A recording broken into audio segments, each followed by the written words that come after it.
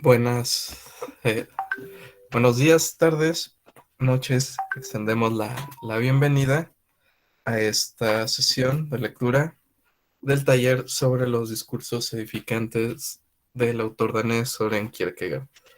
En esta sesión tercera daremos continuidad del primero de los dos discursos edificantes de 1843, intitulado La expectativa de la fe.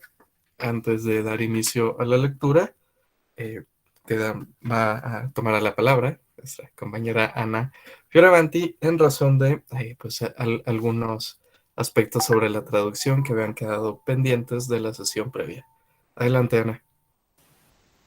Gracias, José Luis. Sí, lo que había quedado pendiente de la reunión anterior es que uno de los participantes me había preguntado cuál era la palabra que utilizaba Kierkegaard en el idioma original para lo que se traducía como deseo en la versión de Trotta.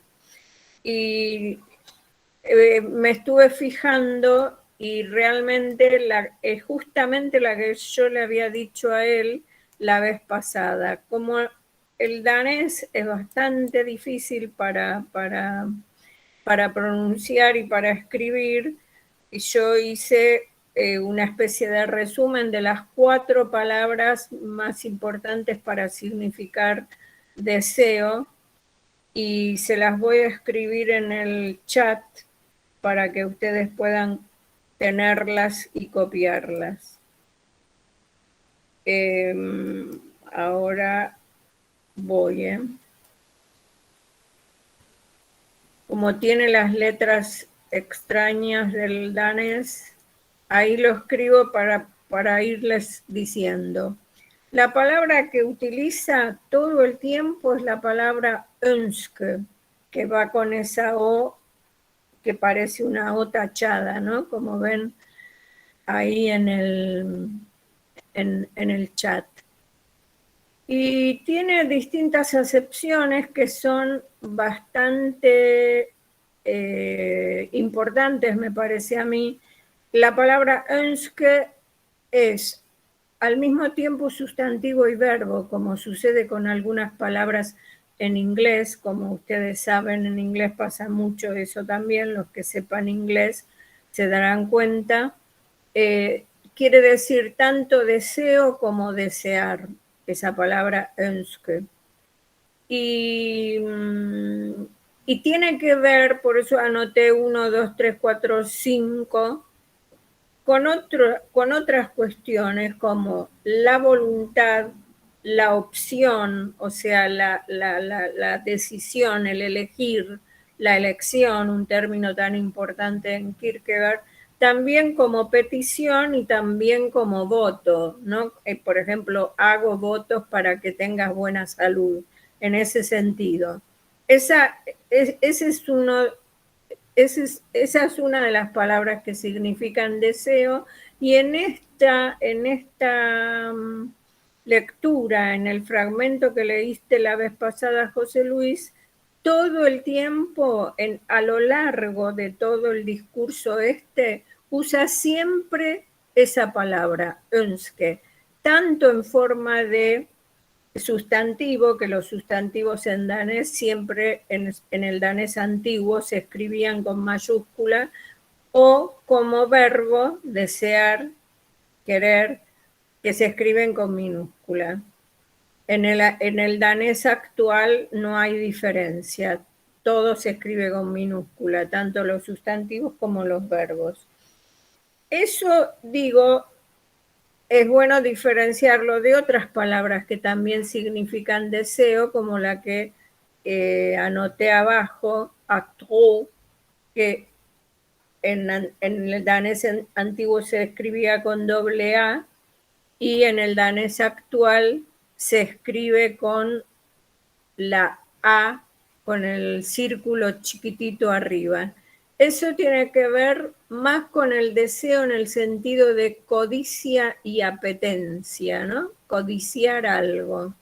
Luego la palabra siguiente es lust, que también es deseo, pero ya tiene que ver con la gana, la propensión, también la apetencia, el gusto, el placer, el deleite.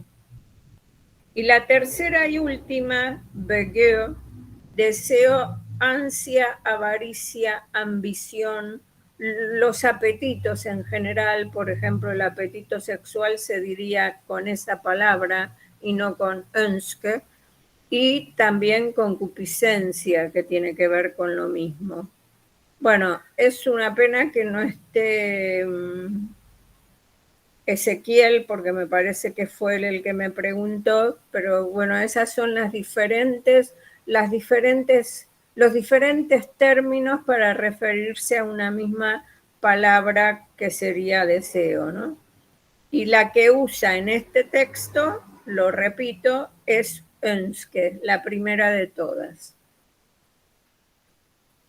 Bueno, y luego, antes de que vos empieces, no sé si les parece bien, creo que habíamos quedado la última vez en una especie de resumen muy, muy, muy sintético de lo que eran las excelencias de la fe. Y también se las voy a escribir porque hice como una especie de mini resumen. Recuerden que habíamos dicho que era el sumo bien que todos podemos poseer por igual. Era un bien que ningún hombre puede dárselo a otro hombre. Y en tercer lugar, es el único poder, siempre la fe, ¿no? Es el único poder que puede triunfar sobre la posibilidad múltiple del porvenir.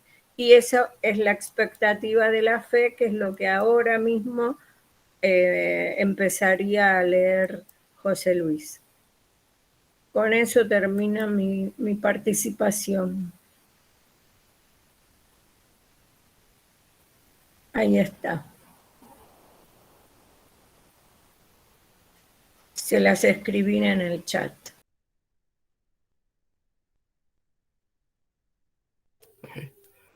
Muchas gracias, Ana.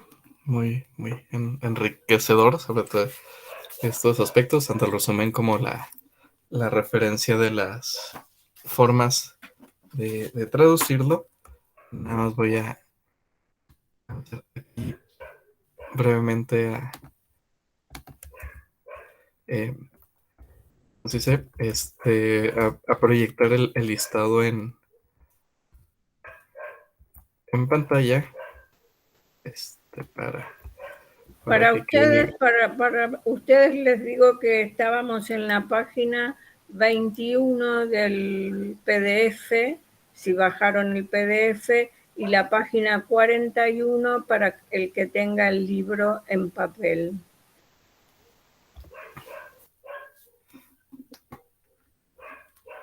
Así es, muy bien. Entonces, bueno, vamos a proseguir con la lectura. José Luis, yo había puesto una flechita y en Sí. el chat salió un signo de interrogación.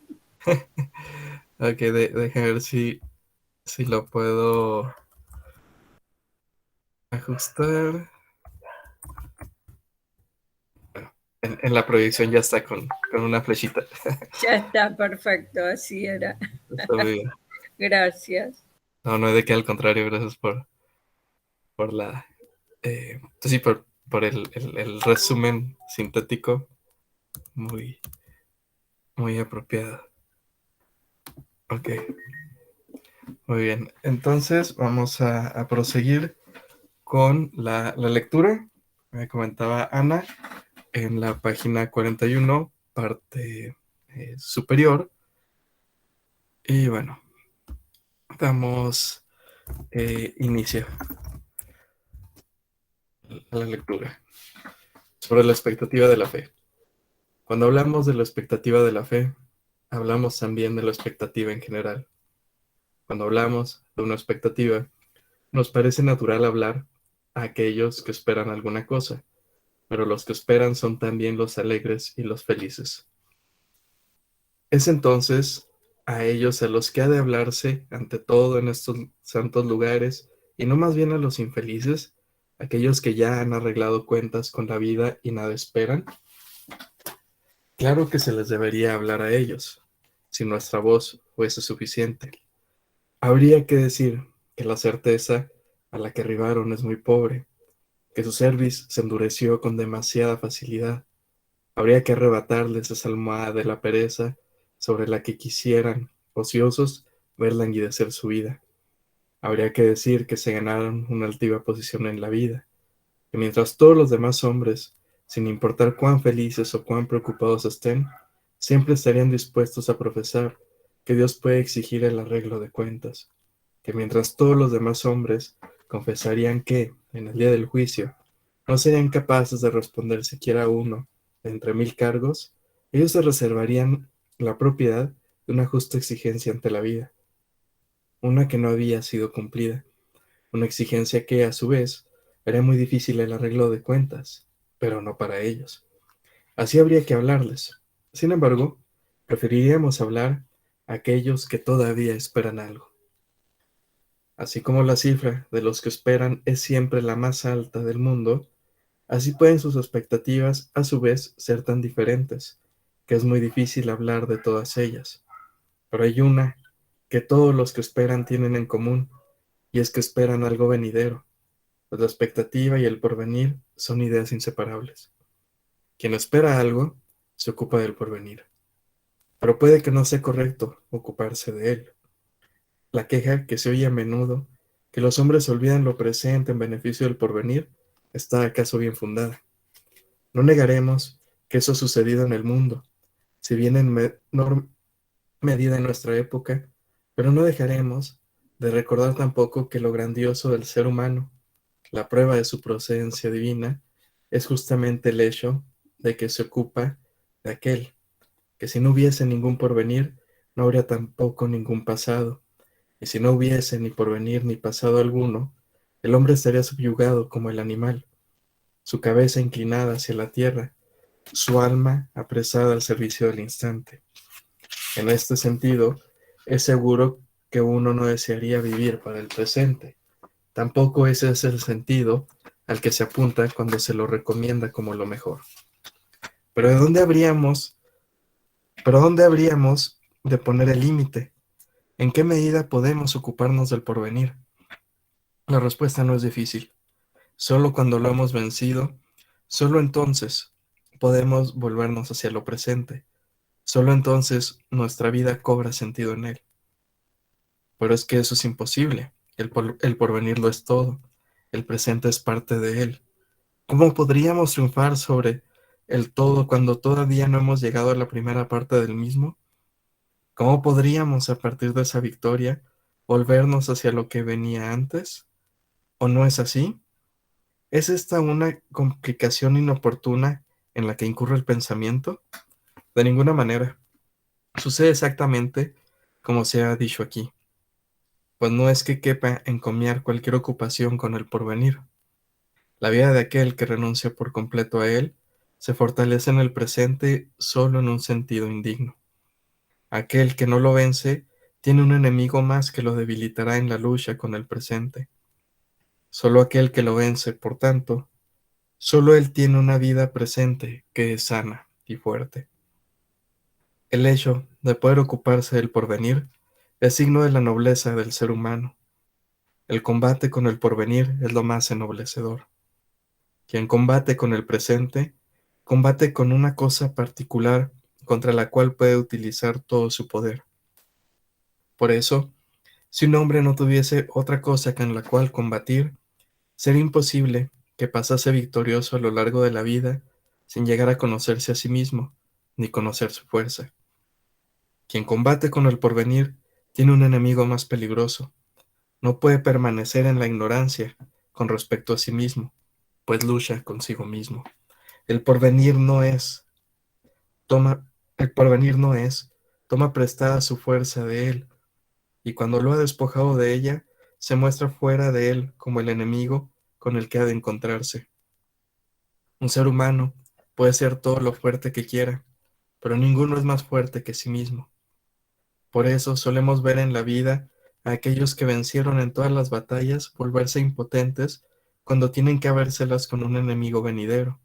Su brazo se paraliza.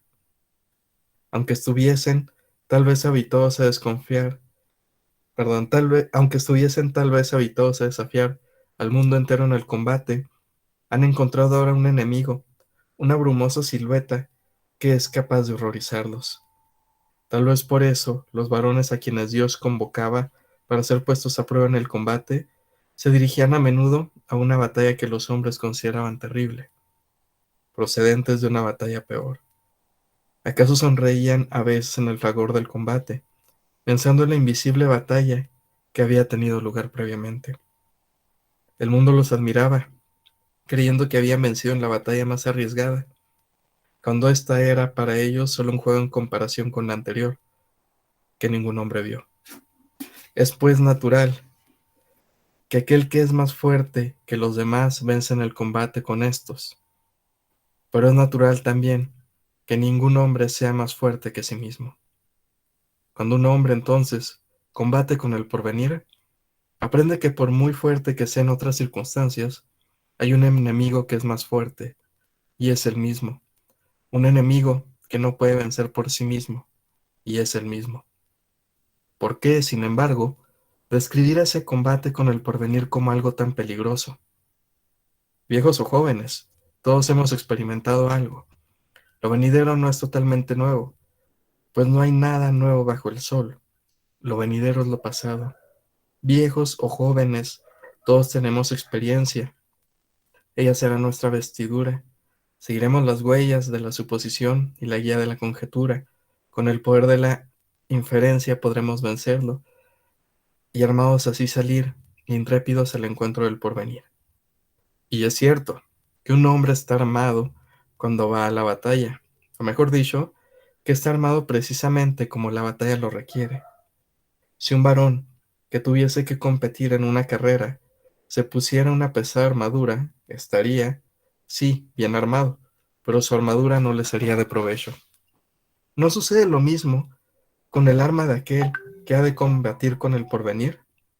Pues la experiencia es un amigo de dos caras que dice tanto una cosa como la otra, y la conjetura, un guía engañoso que nos abandona cuando más lo necesitamos, y la suposición, una mirada turbia que no alcanza a ver muy lejos, y la inferencia, una trampa en la que uno se casa a sí mismo más bien que a otro. Esas armas, además, son difíciles de usar, pues tras la conjetura viene el temor, tras la suposición, la angustia, tras la inferencia, la inquietud, pues el alma que experimenta no permanece intacta durante la experiencia, de manera que estaríamos bien armados si hiciésemos de la experiencia nuestra vestidura, pero no para el combate que deberíamos afrontar, el combate con el porvenir. Querríamos transformar lo venidero en algo presente, algo particular, pero lo venidero no es algo particular, sino el todo. ¿Cómo deberíamos entonces afrontar el porvenir? Cuando el navegante está en alta mar, cuando todo vacila a su alrededor, cuando las olas nacen y mueren, él no posa su mirada en ellas, pues vacilan. Mira hacia arriba, las estrellas. ¿Y por qué? Porque son fieles. Así como están ahora, así estaban para los antepasados y habrán de estar para las generaciones venideras. ¿En virtud de qué triunfa sobre lo que vacila? En virtud de lo eterno. En virtud de lo eterno puede uno triunfar sobre el porvenir, porque lo eterno es el fundamento del porvenir. De ahí que uno pueda profundizar en aquel en virtud de éste. ¿Y cuál es el poder eterno en el ser humano? Es la fe. ¿Cuál es la expectativa de la fe? Victoria. Oh, como con tanta seriedad y emoción nos enseñan las escrituras, que todas las cosas pueden redundar en beneficio de quienes aman a Dios. Pero está claro que la expectativa del porvenir, que espera la victoria, ha triunfado sobre el porvenir. Por eso el creyente ha acabado ya con el porvenir antes de haber comenzado con el presente, pues aquello sobre lo cual uno ha triunfado no puede ser más un estorbo, y esa victoria solo puede hacer que uno se vuelva más poderoso con relación a la obra presente. Bueno, hacemos aquí una pausa en la lectura. ¿Quién guste comentar?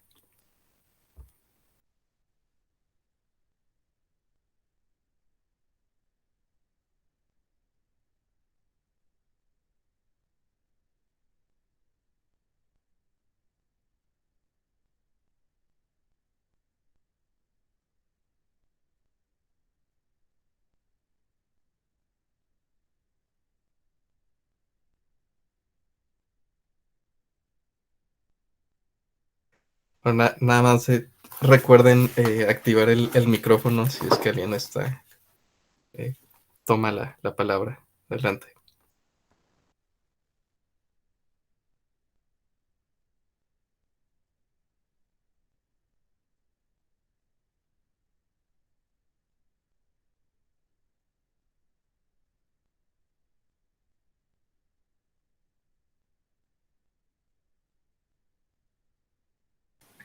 Bueno, para que descanses un poco, hablo, hablo yo un ratito, les cuento lo que resalté, lo que marqué con el resaltador.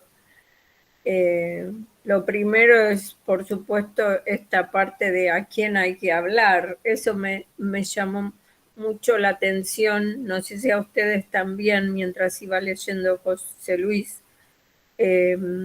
si a los alegres, a los que son felices, o más bien a los infelices, a los que ya nada esperan. Y entonces, por supuesto, dice él, se debería hablar a estos que nada esperan, a los infelices. Si nuestra voz fuera suficiente, fíjense. A mí lo que me llamó la atención es la descripción que hace, que por supuesto es sumamente precisa, ¿no? Cuando dice, habría que decir que la certeza a la que arribaron es muy pobre, que su cerviz se endureció con demasiada facilidad. Habría que arrebatarles esa almohada de la pereza sobre la que quisieran ociosos ver languidecer su vida. Habría que decir que se ganaron una altiva posición en la vida, que mientras todos los demás hombres, sin importar cuán felices o cuán preocupados estén, siempre estarían dispuestos a profesar que Dios puede exigir el arreglo de cuentas.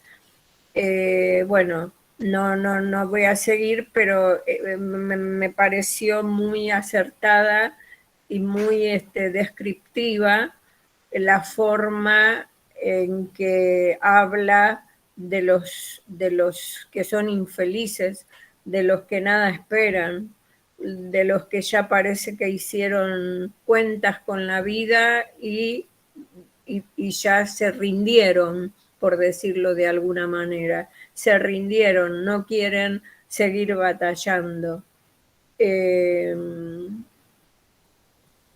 Y fíjense que lo que sí me llamó mucho la atención y creo que lo marqué con 3 líneas gruesas al costado. Vieron que a veces en los PDF se puede, bueno,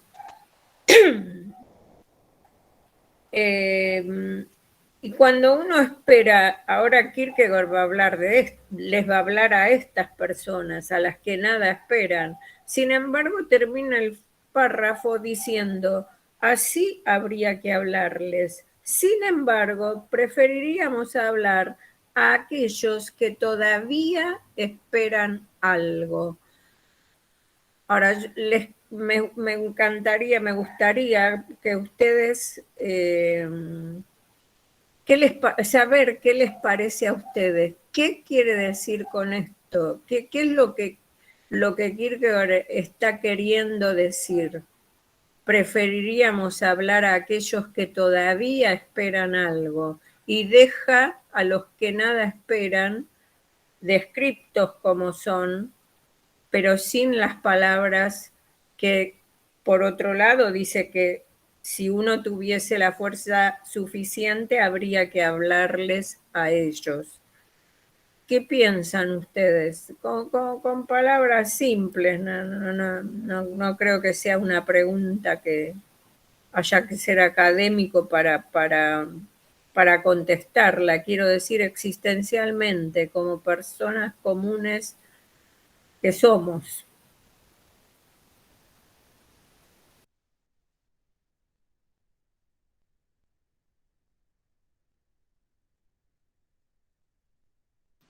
Ah, hola a todos. Con respecto a la pregunta que acaba de hacer Ana, me gustaría responderla con una parte que él menciona después, que es en virtud de que triunfa sobre lo que vacila, en virtud de lo eterno, en virtud de lo eterno puede uno triunfar sobre el porvenir, porque lo eterno es el fundamento del porvenir, de ahí que uno pueda profundizar en aquel en virtud de este. ¿Y cuál es el poder eterno en el ser humano? Es la fe. Me parece curioso en este sentido de que él defina el, por así decirlo, esta confrontación frente al devenir por la fe, porque además para Kierkegaard para la fe, por así decirlo, se necesita convicción de vida, no es simplemente una creencia al aire, sino una decisión como tal, existencial. Me parece por eso muy importante el hecho de que eh, no simplemente esté hablando de las personas que se han abandonado o, por así decirlo, ya no tienen ningún interés en la vida, sino las que realmente desean darle un orden y desean enfrentar ese devenir. Gracias, Marcelo. Lo que yo lo que quería preguntarte en realidad es si vos crees que, o Patricia, cualquiera que quiera responder, ¿cómo llamarla? Mi interrogante es justamente si es porque el que describe como describe, ya es como nadie le puede dar, ningún hombre le puede dar la fe a otro, si es por eso que no les habla a ellos o por qué es. A mí, Ana, me surgen como dos respuestas a tu pregunta de por qué habría que hablar de ellos que todavía esperan algo. Y la una sería porque si esperan es porque todavía puede haber algo de fe en ellos.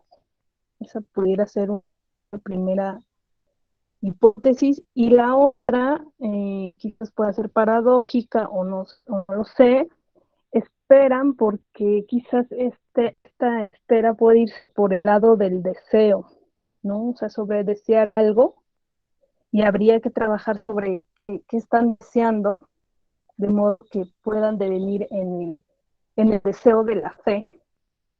Quizás, bueno, a mí me suena que puede ser por esas dos opciones, ¿no? Del lado de la esperanza y del lado del deseo, por el cual Kierkegaard apuntala a aquellos que todavía esperan algo. A mí me suena por ahí.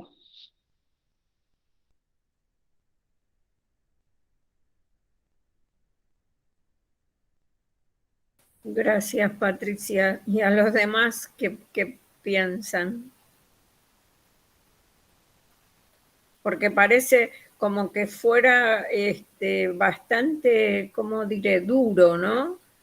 En este caso, como si hay, no sé, la sensación mía es como, no es que diga están perdidos, porque de hecho les habla, si no, no los nombraría siquiera. Sí, José Luis. Ahora que lanzas la pregunta, Ana, me quedo pensando en ella y bueno, no sé si ¿Podrías voy a hablar repetir más algo. fuerte porque no te escucho Ok. bien? Sí, bueno, espero no repetir algo que ya haya comentado Marcelo, pues perdí la conexión un minuto. Solo, con tu pregunta me hizo pensar en la cuestión de esta división que hace Kierkegaard entre cristianismo y cristiandad. Quizá la cristiandad, quien ya se supone cristiano, quien ya se supone salvado, quien ya se supone, etcétera, es precisamente quien ya no espera porque supone que ya está todo hecho, dado, y no hay por qué esforzarse. No sé si aquí sea una especie de crítica, pues un poco velada de Kierkegaard, o bueno, aquí en México se usa la expresión un estate quieto, hacia la cristiandad que ya no espera porque supone que ya lo tiene. Entonces, como quitar esta máscara y decir, sí, sí, está bien, tú ya lo tienes todo, pero es una falsedad. Igual para no entrar en problemas, me dirijo a quien sí tiene esta duda, a quien sí todavía espera y no da por hecho que ya tiene todo ganado. Entonces, eso es lo que me viene a la mente con tu pregunta. Bueno, no se me había ocurrido para nada, así que muy agradecida. Sí, Marcelo. Marcelo, no sé cómo es tu nombre, porque Sí, en el correo creo que yo te había puesto Alfredo, ¿puede ser? sí, es que me gusta que me llamen por mi segundo nombre. Ah, bien, Alfredo. Pero Marcelo está bien. Marcelo es mi segundo nombre. Bien, Marcelo entonces. Estaba pensando en esto que mencionaba sobre, me parece que se menciona al principio de cómo la fe no se puede transmitir, y recordé este caso, el de Temor y Temblor, que es como la lectura más común que se hace de ese libro, es que es el problema existencial lo que Abraham no puede, por así decirlo, transmitir. Pero también está dado el caso en que se da este escenario en donde tanto su amor por Isaac y su amor por Dios son también intransmitibles, ¿no? A veces ocurren estas situaciones en donde el decir te quiero o te amo no son capaces de atisbar, ¿no?, la magnitud de lo que uno desea transmitir. Y en el caso de la fe, que por así decirlo no es solo el enfrentamiento hacia el futuro o el devenir, sino también este profundo amor hacia Dios, esta creencia por Él frente a todo, me parece que sí se encuentra en ese, por así decirlo, espacio o campo de lo que no se puede comunicar, y quizás es por eso que Él no puede enfrentar directamente a estas personas, ¿no? De ella podríamos incluso eh, relacionarlo con la comunicación, ya me olvidé el nombre que usaba. Con la comunicación indirecta, sí, sí. Así es. Sí, sí, sí. Muy bueno lo que dicen los dos, tanto José Luis como vos.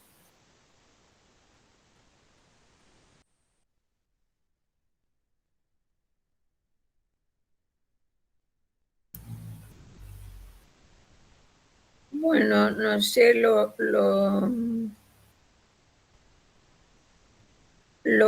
de lo que sigue podría decir José Luis y Patricia, que estuvieron los dos, que estuvimos juntos en la lectura de Los lirios del campo y las aves del cielo, ¿no? Cuando dice, si no hubiese ningún porvenir, no habría tampoco ningún pasado. Al final de la página 41 estoy leyendo. Si no hubiese ningún porvenir, no habría tampoco ningún pasado. Y si no hubiese ni porvenir ni pasado alguno, el hombre estaría subyugado como el animal, su cabeza inclinada hacia la tierra, su alma apresada al servicio del instante. Bueno, me recordó justamente a los lirios del campo y las aves del cielo, porque allá en ese texto justamente está todo el tiempo hablando del lirio y del ave como los maestros de los cuales tenemos que aprender a no preocuparnos por el mañana, porque el mañana, o sea, la multiplicidad del porvenir, es lo que nos impide vivir el presente. Y se me ocurría que en realidad hay una diferencia entre tener la preocupación por el mañana, ¿no? Una cosa es la preocupación por el mañana y otra cosa es el combate con el porvenir, porque es lo único que se me ocurre, digamos, como para diferenciarlo, para ponerlo en relación con el texto de los lirios del campo y las aves del cielo. Quizá lo que él llame como propio de los paganos son esas preocupaciones, ¿no? Las preocupaciones por el mañana, las preocupaciones por la abundancia, por la riqueza, por la pobreza, etcétera, etcétera. Habíamos visto que eran 7 las preocupaciones que tomaba en cuenta y todas tenían que ver con el mañana. Acá hay como una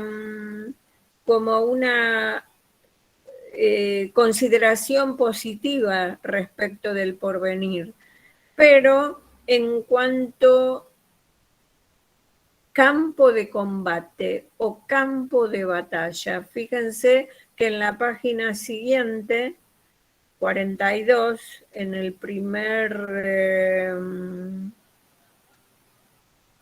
párrafo en el que empieza, dice, el combate con el porvenir es lo más ennoblecedor. Y justo antes, justo en el final del párrafo anterior, decía, la vida de aquel que renuncia por completo a él, o sea, al porvenir, se fortalece en el presente solo en un sentido indigno. Aquel que no lo vence tiene un enemigo más que lo debilitará en la lucha con el presente. Solo aquel que lo vence, solo él tiene una vida presente que es sana y fuerte. O sea, el combate con el porvenir no es lo mismo que la preocupación por el mañana. Eso quería señalar y preguntarles a José Luis y a Patricia, que estuvimos juntos en esa lectura, si piensan lo mismo o no, o estoy equivocada.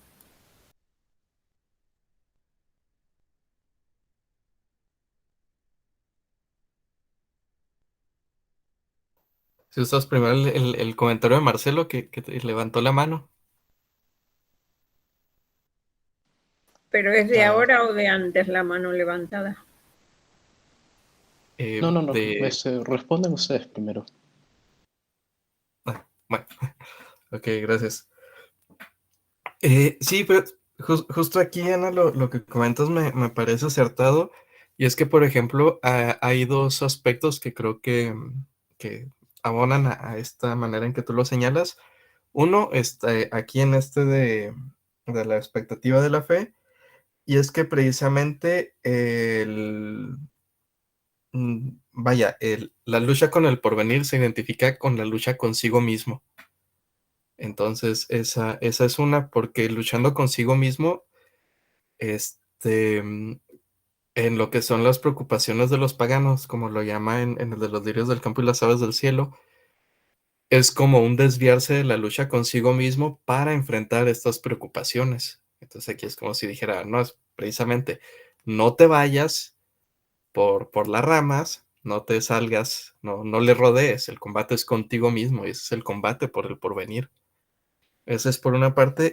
Y la otra va de la mano de que en los lirios del campo y las aves del cielo también señalaba de que la manera en que los lirios y las aves se encuentran centrados, ubicados en el presente, es precisamente porque no tienen estas condiciones de mirar, de la conciencia del porvenir, del futuro. Sin embargo, la manera en que se encuentra el humano es precisamente a través de esa toma de conciencia de que hay un porvenir. Entonces como que siempre, sí recuerdo que hacía la mención del tipo, mira, aprende de ellos, pero date cuenta que la tarea humana va más allá de eso, porque algo que, por decirlo, a ellos les sale natural, contigo tiene que atravesar por lo que aquí diríamos por el combate, con el porvenir. Es decir, el lirio y el pájaro no tienen que luchar consigo mismos. Y esa diferencia me parece que está en los lirios del campo y se complementa con este aspecto que dice, bueno, pero es que recuerda la lucha por el porvenir, con el porvenir es la lucha consigo mismo. Bueno, y así es más o menos como yo leo esto, que esa distinción que me parece muy, muy afortunada que la menciones. Sí, de hecho dice que el peor enemigo de uno es uno mismo.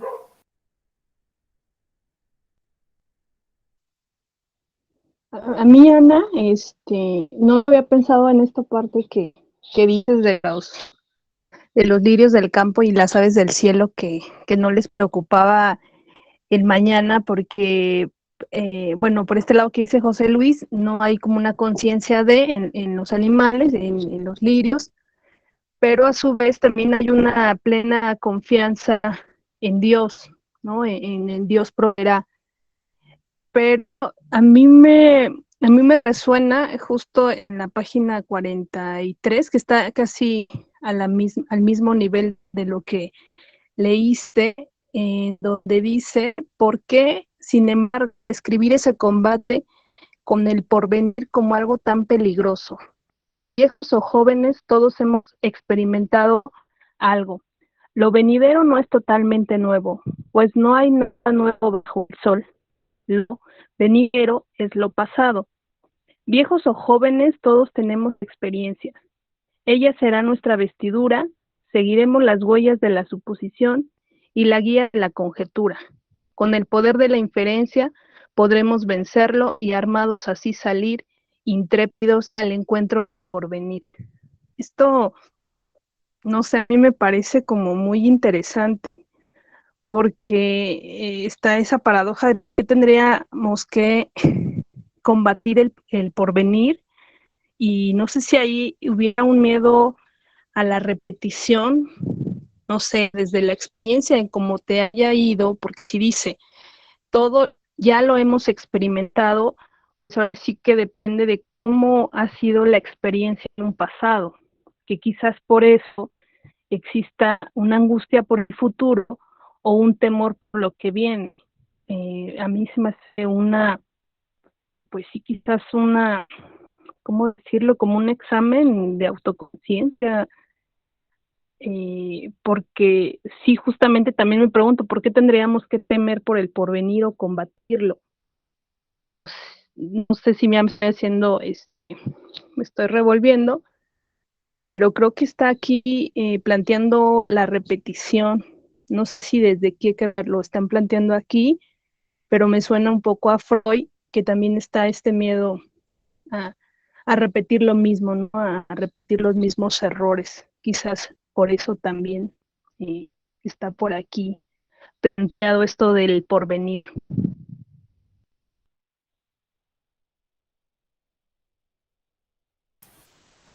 Nunca se me habría ocurrido, Patricia,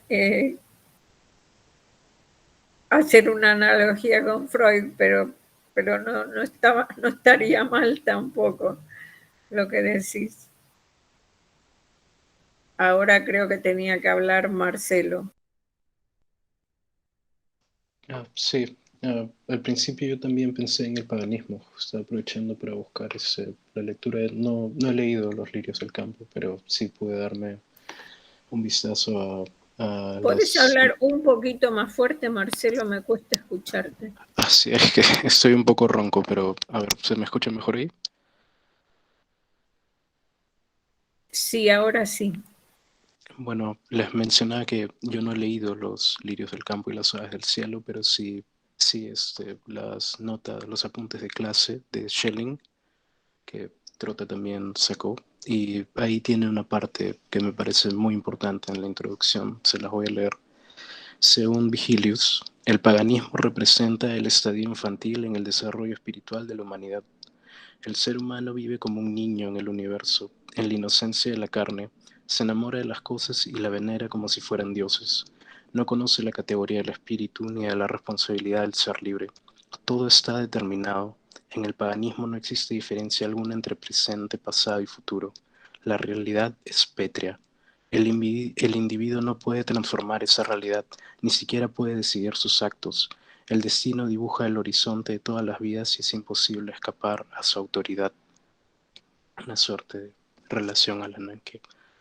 Pero me parece que de nuevo se atisba este espacio en donde Dios es la libertad, ¿no? Y es también la forma de confrontar la, por así decirlo, la hipermaterialidad que se puede formar en el destino, ¿no? El decir las cosas son así y ya no puedo hacer nada más, que es que al parecer sí se encuentra muy presente en el paganismo. Muchas gracias, Marcelo. Sí.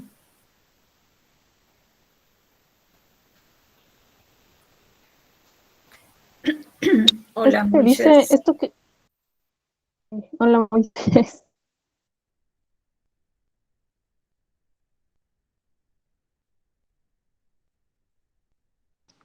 Lo voy a poner en el chat para que se vea más, porque lo tengo en PDF. Muchas gracias. Sí, sí, perfecto. Sí, Patricia habla, nomás. Y esto que dice Marcelo del pasado, presente y futuro, no sé si se puede hacer como la analogía de esta cuestión, lo venidero es lo pasado, como, bueno, a palabras simples, ¿no? Como somos consecuencia de nuestros actos, ¿no? Vaya, como fuimos en el pasado, ahora estamos cosechando lo que sembramos, por decirlo de una manera así. O sea, es como no tendríamos que temer o angustiarnos o combatir con el porvenir, porque ya de alguna manera lo hemos vivenciado antes. No sé, esto me suena muy nietzscheano con lo del eterno retorno, pero voy a tratar de ponerlo con Kierkegaard, como, como lo que hemos venido trabajando cada uno, un examen de conciencia, no sé si va por ahí. No, como algo del eterno retorno, yo no estaría muy de acuerdo porque es justamente lo nuevo, no hay nada que sea un eterno retorno acá en lo que dice, es absolutamente lo novedoso, es la buena nueva la fe, es lo que deja atrás la ley, que ahí sí sería por ahí un eterno retorno o no sé, como la religiosidad de los griegos también, pero en este caso no, porque es algo que no, lo eterno, hasta que uno no acceda a ello, no está, no vuelve, no es algo que vuelva de un pasado, no me parece. Sí, Liliana. Buenas tardes, soy Liliana Fort. Yo no sé mucho de Kierkegaard, estoy empezando un poco a escucharlos, pero alguna vez leí, ¿sí? Temor y temblor. Ujú. En esta discusión que les escucho acerca del futuro, ajá, no es luchar contra el futuro, uno lucha contra su propio hedonismo, sus propios deseos, el individualismo de uno, para lograr el futuro. ¿Sí? Cuando explica Kierkegaard, sí, que Abraham lleva a Isaac al monte, ajá, lo lleva para lograr un futuro. Isaac debe controlar sus deseos individuales de hacer y de comer, de imponer su capricho como cualquier niño, ¿sí? Y logra, suben, ajá, y Abraham allí hace una ironía, ¿sí? Cuando le pregunta a Isaac, ¿quién va a ser la víctima del holocausto de una fogata que allí encienden? El otro le dice, Dios proveerá. Isaac tiene que ver ese futuro, ¿sí? y lo ve realmente, porque allí saca un chicote, le va a dar sus nalgadas y todo, si Isaac comienza con que yo domino, con que una ovejita que estaba por allí no la llevamos y es mía o nos enriquecemos. No hace eso, ve el futuro, lo ve grueso, le da miedo y saca allí con un cuchillo o con un arma, ¿sí? Y se ve a sí mismo como un ángel. A través de ese futuro comienza a ver el pasado. Si no, pues ¿para qué ve el pasado? ¿Sí? Si no puede alcanzar ese futuro de ser mejor, de pues tener paz, ¿sí? Que es lo que siempre se busca. Me parece que en esto está rondando un poco la conversación, aunque les digo, no soy muy conocedora de Kierkegaard. Gracias.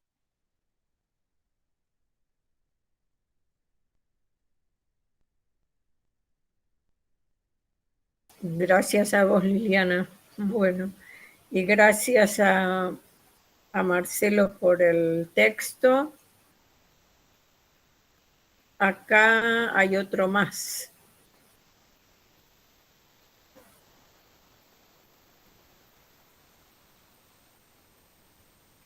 Que me parece muy importante, que acaba de escribir Marcelo, que dice: en el paganismo no existe la culpa ni la responsabilidad individual. Lo que sucede tenía que suceder.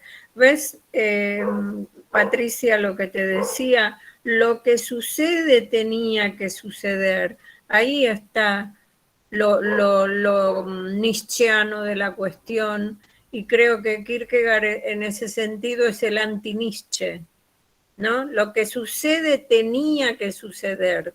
El pagano desconoce el tremendo peso de la responsabilidad, de la libertad, de la decisión de sus actos. Me parece que ahí la respuesta es clarísima, no deja lugar a dudas, creo, me parece a mí que no deja lugar a dudas.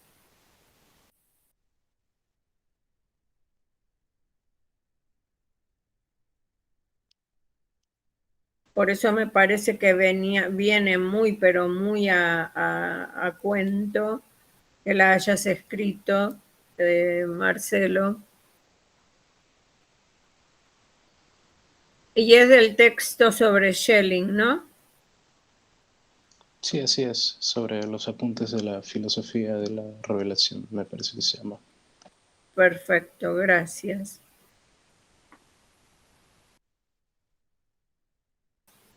Liliana, la mano levantada, no sé si tenías la mano levantada de antes o la levantaste de nuevo. Y José Luis. Se quedó levantada. Bueno, no bueno. Sé cómo deshacer. Bueno, otro clic, seguro. Claro, ya. Otro clic, ya está. Sí, José Luis. Gracias. Sí, en la línea de lo que comentaba Liliana y esas citas que nos compartió Marcelo, creo que es que aquí algo importante es de nueva cuenta, ¿no? Volver a que el combate con el porvenir es combate consigo mismo. Entonces, como que aquí, digamos, la disyuntiva se abre, ¿no? Pues una disyuntiva. Y es que, bueno, ¿por qué luchar con el porvenir sería luchar consigo mismo? Porque, y este punto que leía Patricia, ¿no? Donde señala que lo venidero es lo pasado. Pues, porque aquí las opciones son, bueno, ¿cómo constituimos la posibilidad del porvenir? Pues hay de dos, o la constituimos tal como si fuésemos nosotros los únicos responsables, ahora sí que todopoderosos que construyen el porvenir. En ese sentido, ese porvenir se construye como de una proyección del pasado de sí mismo hacia el futuro, no en el sentido del eterno retorno, sino en el sentido, digamos, pues más proyectivo. Creo que aquí sí iría más al lado Freud, por si queremos hacer un vínculo, que sería ese temor a algo que en cierta forma es desconocido, pero que al mismo tiempo ya se posee. Freud me parece, siempre batallo con la palabra, es lo ominoso. no recuerdo el concepto en alemán, pues lo manejé como lo ominoso, que es esta cuestión que trabaja a partir del del cuento del hombre de arena de Hoffman, ¿no? Y es que es algo que tememos del pasado como que vuelve, y entonces al mismo tiempo es lo mismo, pero es distinto. Sin embargo, aquí algo importante es que como esto no se trata de eso que enfrentas, sino que se trata de un combate consigo mismo en Kierkegaard, pues en realidad es esta proyección, como si uno pudiese crear el porvenir. Entonces la cuestión sería, bueno, una vez que quitamos como estos aspectos como separados, como ajenos, como estas concreciones, como serían las preocupaciones de los paganos, nos topamos con que realmente no se está combatiendo con eso pasado que vuelve, sino consigo mismo en tanto genera esta proyección hacia el futuro. Entonces, como que esa sería una posibilidad de ver el porvenir, pero la otra sería justamente a partir de la expectativa de la fe o de la fe, donde ese porvenir no está asegurado como una proyección, como una creación nuestra, sino como ese espacio donde se desarrolla, desenvuelve la voluntad divina. Entonces es este porvenir que puede ser como la proyección propia o este porvenir que sería la referencia hacia lo divino, porque que solo puede accederse ahí mediante la fe. Y allí quisiera hacer la referencia a algo que dice poquito más adelante, ahí casi al final de la 43, 1, 2, 3, la cuarta línea antes de terminar, donde dice, porque lo eterno es el fundamento del porvenir. Esta referencia, cuando la leo, bueno, esta línea, cuando la leo, siempre me resuena de fondo Descartes. Descartes, porque en su momento, pues Descartes dice, eh, lo, lo finito se sustenta en lo infinito, y quien puso la idea de lo infinito en mí es Dios. Entonces, aquí Kierkegaard, digamos, resignifica de alguna manera esto en el plano de la temporalidad. De manera que entonces las posibilidades de que hay un porvenir están cifradas en lo eterno, es decir, está cifrado en Dios. Entonces se como que abre, ¿no? Estas posibilidades de señalar de que entonces las posibilidades del tiempo, incluso las posibilidades de la temporalidad humana, están fundamentados en lo eterno que sustenta lo finito y con ello el porvenir, y que es una forma, no digo de triunfar sobre uno mismo, que está en el futuro, la proyección que hacemos de nosotros mismos o está lo que nos depara la fe. Entonces aquí Kierkegaard dice, bueno, la manera de vencer contra ese porvenir, que es una proyección propia, sería el porvenir como aquello que nos espera en la fe. Entonces, sí, yo iría un poquito como por ese lado, pero igual ya no sé qué tanto son como ideas mías o si hay todavía Kierkegaard en eso que comento. Sí, yo estoy completamente de acuerdo, así también es como lo interpreto yo misma. Sí, sí, sí. Es clarísima la frase que leíste, sí. Liliana creo que quería decir algo más. Sí, sí, sí, quiero un poquito algo más, ¿sí? Volviendo a lo que dije hace ratito, ¿sí? En la historia de Abraham e Isaac, ¿sí? Isaac ve el pasado, es decir, se ve a sí mismo caprichoso. Quiero esto, quiero lo otro. Aquí está Freud, porque Freud se basa en Edipo, ¿sí? Entonces, pues Isaac logra ver eso y cambia, se transforma. Ve también el arma del padre. Entonces allí sucede lo que tenía que suceder. Se ve ridículo, cambia, logra el futuro. No ve cualquier pasado, ve un futuro, ¿sí? En el autocontrol, en el lenguaje. Y aquí vuelvo a Dios. Dios es el lenguaje, ¿sí?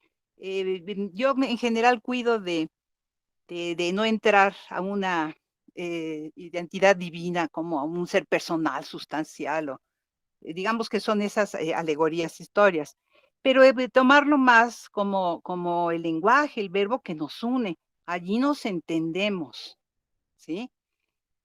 Pues esto me parece, ¿sí? Que la transformación es la reflexión que hace Isaac y es lo que tenemos que hacer todos, ¿sí? Laicos o no, y incluso siguiendo a Kierkegaard, ¿sí? Eh, um, pues creo que ya redondeé un poquito más esto. Muchas gracias por darme la palabra.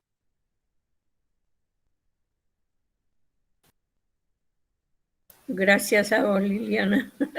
Acá me dio risa lo que decía José Luis, meras fumadas que me salen. No, no son meras fumadas. Sí, Marcelo. Sí, estaba pensando en una frase que comentaste sobre Kierkegaard como un anti-nietzscheano y en realidad durante bastante tiempo, filosofía pura, durante bastante tiempo he pensado eso también y sobre todo con las diferencias, por así decirlo, casi extremas que hay con las futuras filosofías existenciales, ateas sobre todo. Recuerdo, por ejemplo, de la Puerta Cerrada de Sartre, en donde dice su famosa frase, ¿no? El infierno es el otro, ¿no? Es este espacio de comunión con este espacio de comunión con la otra persona siempre está visto o vestido en este halo de otredad, de imposibilidad, de amor hacia el otro. Y me parece eso muy curioso en realidad en Kierkegaard, porque como bien mencionan, cuando dice que el verdadero enemigo es uno mismo, encuentra la, la capacidad de posibilidad del espacio de no solo por el amor hacia Dios, sino hacia el prójimo. Eh, Sobre todo cuando lo ponemos en términos de Nietzsche y en esta voluntad que no solo es capaz de rebasar sobre sí, sino también sobre el otro, me parece que sale más a la luz el hecho de que esta figura del caballero de la fe, del caballero que es capaz de alzarse, ¿no? Hacia esta infinidad y, por así decirlo, aceptar el dolor de la vida, me parece. También es una forma de adentrar el aceptar a los otros, ¿no? Aceptar el dolor que a veces nos pueden causar, amor, perdón, toda esa serie de cláusulas que están muy presentes en el cristianismo y que en otras filosofías no se traduce tan bien, ¿no? Han mencionado, por ejemplo, a Freud. No he leído mucho de él, pero sí me quedó muy, muy fuerte esta frase que tiene sobre amar al prójimo, ¿no? Y se burla, dice, ¿cómo podría yo amar a mi prójimo? ¿Cómo podría yo confiar en él? ¿Cómo podría hacerlo, no? O sea, mi prójimo es una persona con una pulsión de muerte, mi prójimo es un extraño ante mí.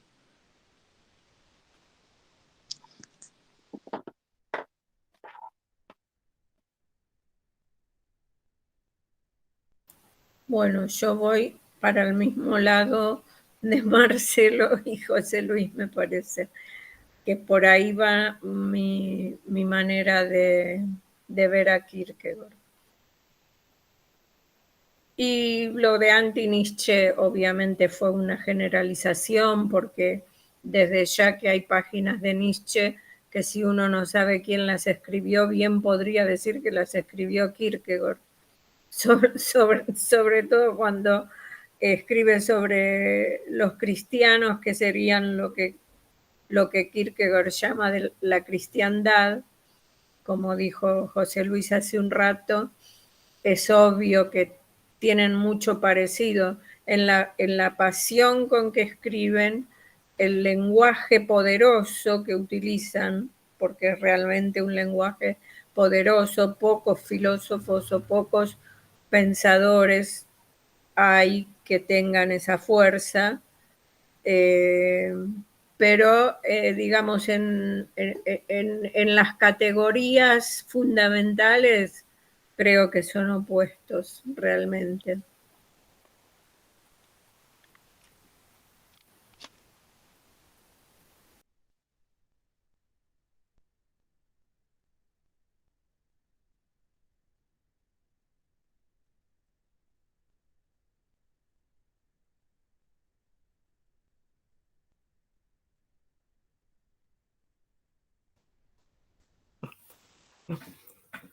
Aprovechando el espacio, hay un punto en donde, ahí en la 41, en el párrafo final, que dice, así como la cifra de los que esperan es siempre la más alta, etcétera. Pero después del punto y seguido dice que hay pues una expectativa que todos los que esperan tienen en común, y es que esperan lo venidero.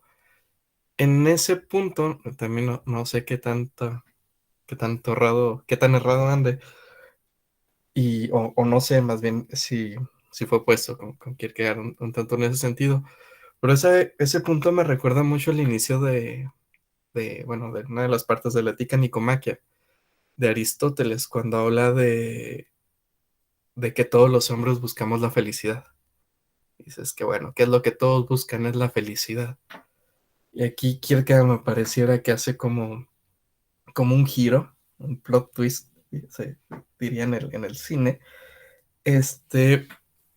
y es que señalar que la felicidad, por ejemplo, así como la llegaría a plantear Aristóteles o los griegos, pues a final de cuentas lo que se espera es precisamente tener un poderío sobre el porvenir, y que es como si Kierkegaard estuviera, digamos, precisando.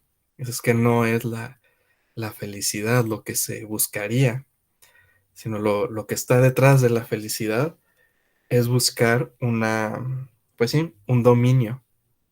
La felicidad resultaría de este dominio, de este haber vencido sobre el porvenir. Incluso hoy me recuerdo unas palabras que luego dice pues, Gabriel Marcel, ahorita que señalaban los posibles existencialistas. Bueno, este cristiano del siglo pasado, aunque él señala que no era, pero bueno, con lo que voy, que dice que, ok, adelante Marcelo, y un gusto, gracias por acompañarnos. Te esperamos el próximo martes. Bueno, decía, es que Gabriel Marcel señala que toda técnica surge de un deseo o de un temor. Y si a final de cuentas, todo deseo remite a un temor. Y bueno, me parece que podemos como conjuntar estos tres elementos para precisamente, ¿no? Que aquí Kierkegaard podría estar planteando esto, ¿no? Como un otro acceso a lo que sería cierta forma de reflexión filosófica, o inclusive hacia otro tipo de ética, que no consista en la felicidad de sí, en la ética eudemónica, sino que dice, no, lo que está detrás de esa felicidad es que la felicidad se busca como una técnica ante el temor por el porvenir. Y la verdadera forma de vencer sobre el porvenir es la fe, que supone el combate consigo mismo, que esto iría en cierta manera también muy en conflicto, bajo ciertos criterios, con las éticas de las virtudes, de las que representan Aristóteles precisamente, que es como que, desarrolla lo más propio de ti. Aquí Kierkegaard dice, sí, desarrollalo, pero principalmente cuídate de ti mismo, porque puedes ser tu principal enemigo, y a partir de ahí está la posibilidad de la fe para vencer el porvenir como una forma de vencer contra sí mismo, antes que quedarse en este alimento que quedarse alimentando una técnica que no hace sino reflejar el miedo, el temor al porvenir, que pues luego dirá que hay angustia y estas cosas, ¿no? Detrás de los cálculos. Y bueno, quería comentar eso.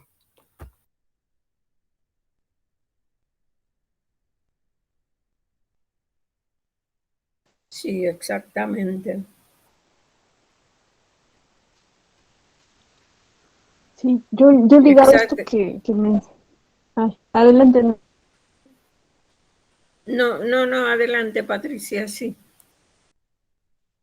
Sí, que esto último que menciona José Luis me recuerda mucho cuando igual a la lectura de los lirios del campo y las aves del cielo, cuando hablábamos de la alegría, y precisamente también decía Kierkegaard que estar con la alegría es ser de verdad y actuar conforme a uno mismo, ¿no? El poder ser verdaderamente lo que uno es y encontrarse por ello. No sé si va ligado con esto que es de la Bueno, es que la alegría es distinta de la felicidad según Aristóteles, o no sé si ya estoy ahí mezclando, pero justamente el poder apuntarnos a la fe en Dios, creo que posibilita el sobrellevar este devenir, este porvenir, ¿no? Este combate al porvenir. No sé si también tenga que ver estar contento con ser uno mismo, que ayude a este combate.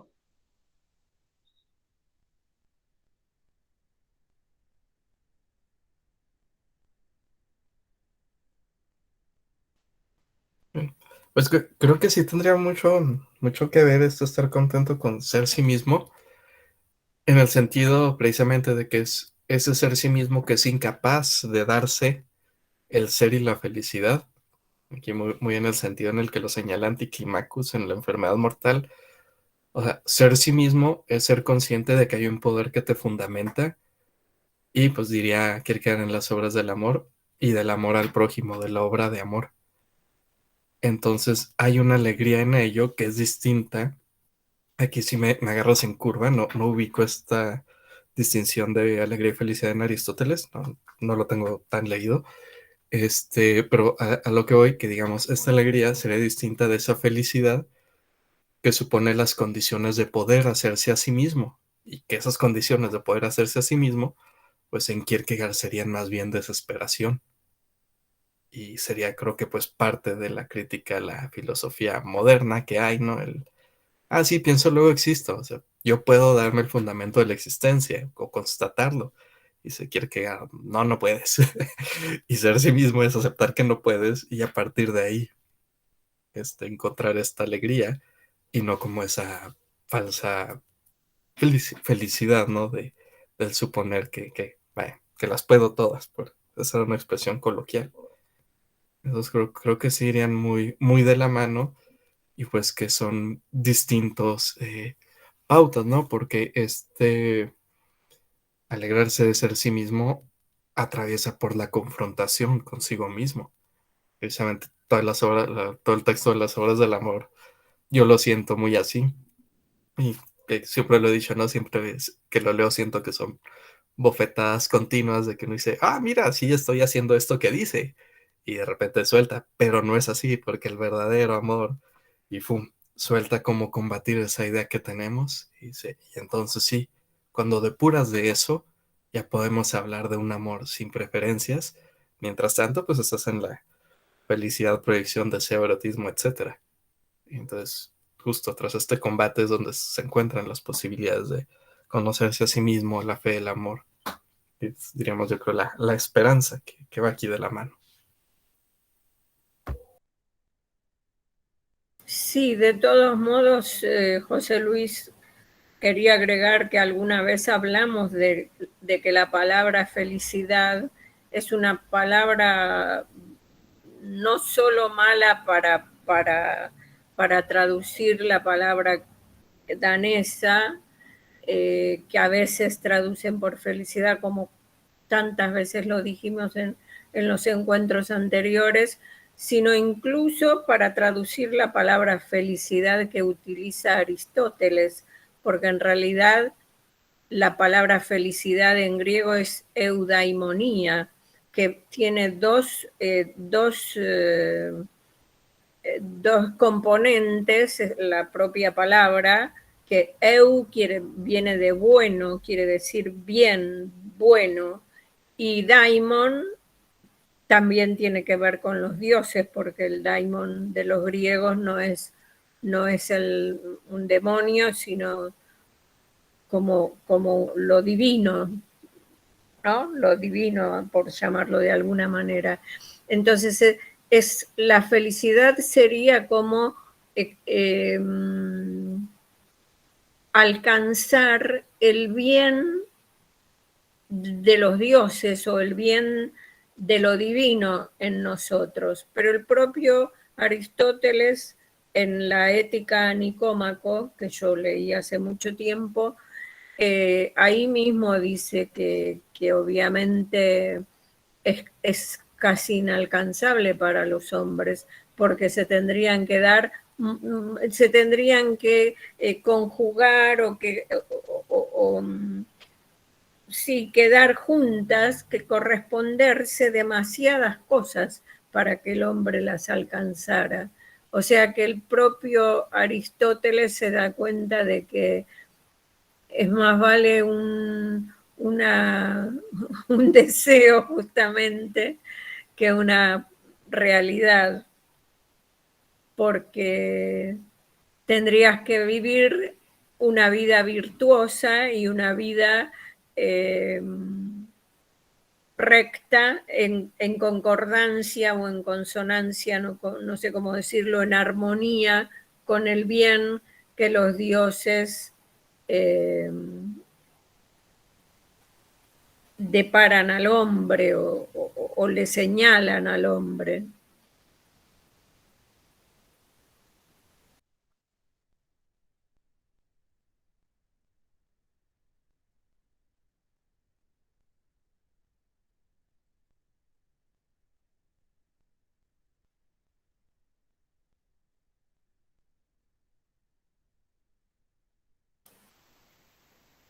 Bueno, es todo lo que se me ocurre ahora, no sé. Creo que llegamos al final del comentario de todo lo leído hoy y siendo la hora, porque ya pasó 1 hora y media del encuentro, nos podríamos ir despidiendo. ¿Qué les parece?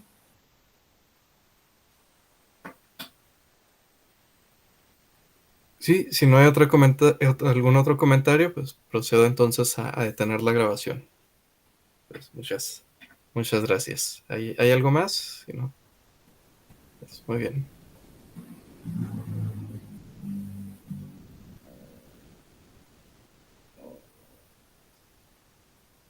Parece